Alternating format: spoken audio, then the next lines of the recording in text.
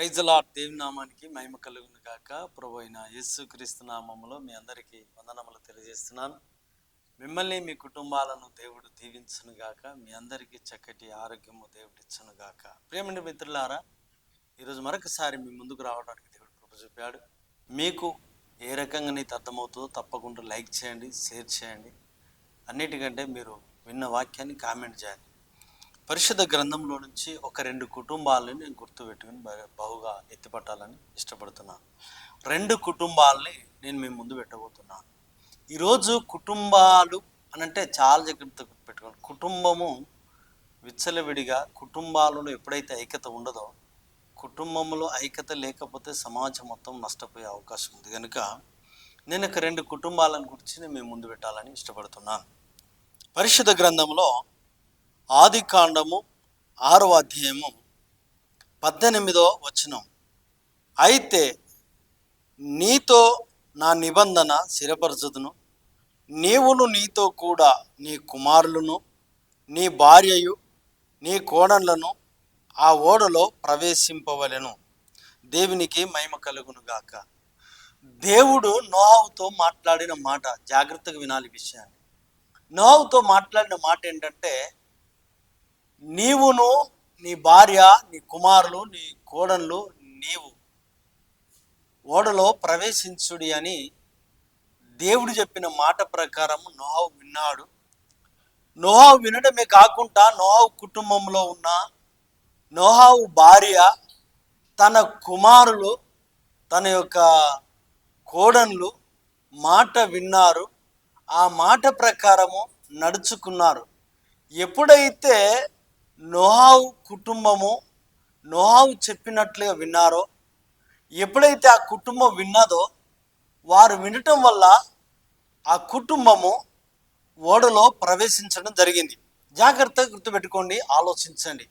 ప్రియమైన స్నేహితులారా, ఆ యొక్క నోహవుకు దేవుడు ఎప్పుడైతే ఆజ్ఞాపించాడో అదే మాట ప్రకారము కుమారులు ఏ వయసులో ఉన్నప్పటికైనా సరే, కోడళ్ళు ఏ స్థితి నుండి వచ్చినప్పటికైనా సరే, భార్య ఎలాంటి పరిస్థితిలో ఉన్నప్పటికైనా సరే, నోహవు మాట తీసివేయకుండా నోహవు మాట ప్రకారము వారు ఆ ఓడలో ప్రవేశించారు. అంతేకాకుండా అప్పుడు ఆ ఓడ తయారు చేసినప్పుడు ప్రతి ఒక్కరు కూడా సహకరించారు, సహాయం చేశారు.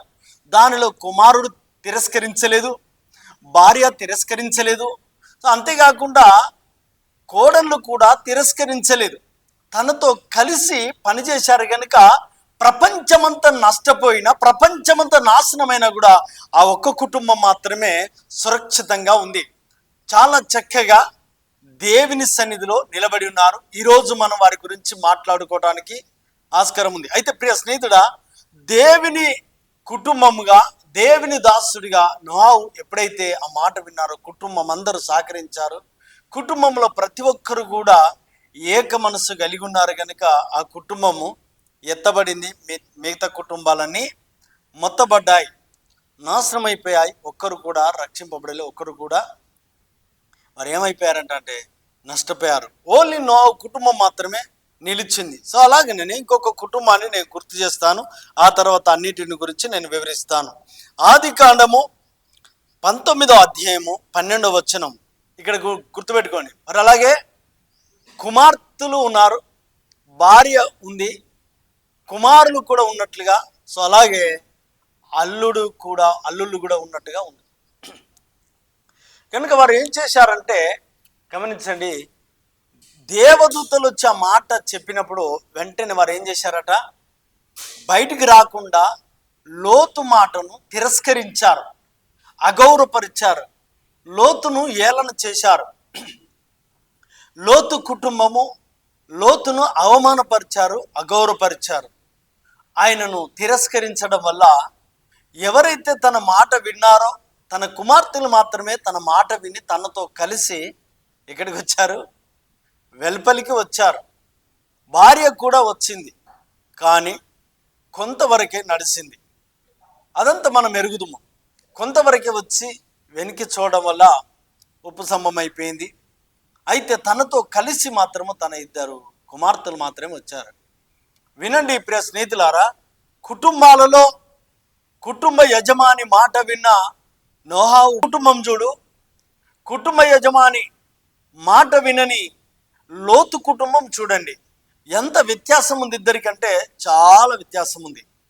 నేను నా జీవితంలో ఈరోజు ప్రతి ఒక్కరికి మనవి చేస్తున్నాను, కుటుంబంలో కుటుంబ యజమాని, కుటుంబ యజమానురాలు, అందుకనే గుణవతి అయిన భార్య దొరుకుట అరుదు, అది అతి ముఖ్యము కంటే అమూల్యమైనది. అంతేకాకుండా జ్ఞానవంతురాలు తన ఇల్లును కట్టుకును. ప్రియ తల్లి, సహోదరివైనా సహోదరుడివైనా నువ్వెవరైనప్పటికైనా సరే, లోతు కుటుంబము పూర్తిగా నాశనం అయిపోయింది. ఇద్దరు కుమార్తెలు మాత్రం బయటకు వచ్చారు. నోహు కుటుంబం ఒక్కరు కూడా నష్టపోలేదు. ఈరోజు కుటుంబాలలో నష్టం కలగడానికి, కుటుంబాలలో విభేదాలు రావడానికి కారణం, కుటుంబాలలో అనేక మంది వ్యతిరేకంగా తిరగడానికి కారణం ఏంటంటే, కుటుంబ యజమానికి వాల్యూ ఇవ్వలేకపోతున్నారు, ఒకే మనస్తత్వం కలిగి జీవించలేకపోతున్నారు, ఒకే ఉద్దేశం కలిగి జీవించలేకపోతున్నారు. కనుక ఈరోజు కుటుంబ సభ్యులందరికీ మనం చేస్తున్నాను, ప్రతి ఒక్కరు కూడా ఏక మనస్సు కలిగి ఏ కుటుంబం అయితే ఉంటుందో, ఏకత్వం కలిగి ఏ కుటుంబం అయితే ఉంటుందో, ఆ కుటుంబం మాత్రమే దేవుని సన్నిధిలో నిలబడతారు, ఆ కుటుంబానికి మాత్రమే ఆశీర్వాదాలు ఉంటాయి, ఆ కుటుంబం మాత్రమే బ్లెస్ చేయబడుతుంది. కనుక ముగించే ముందు మరల చెప్తున్నాను, నోహు కుటుంబంలా ఉన్నావా, లేక విడువబడిన లోతు కుటుంబం వలె ఉన్నావా? లోతు కుటుంబం పూర్తిగా చిన్నభిన్నమై ఇష్టానుసరమైన జీవితం జీవించారు.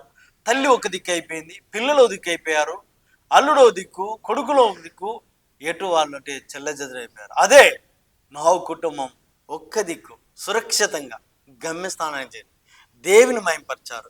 వారంతా ఒక దిక్కున్నారు. కనుక ఈరోజు భార్య మాట భార్య, భర్త మాట భర్తే, పిల్లలది వేరే దారి, తల్లిది వేరే దారి, తండ్రిది వేరే దారి, ఎవరి దారి వారైతే, నేను అంటున్నాను లోతు కుటుంబం వలె అయ్యే అవకాశాలు ఉన్నాయి.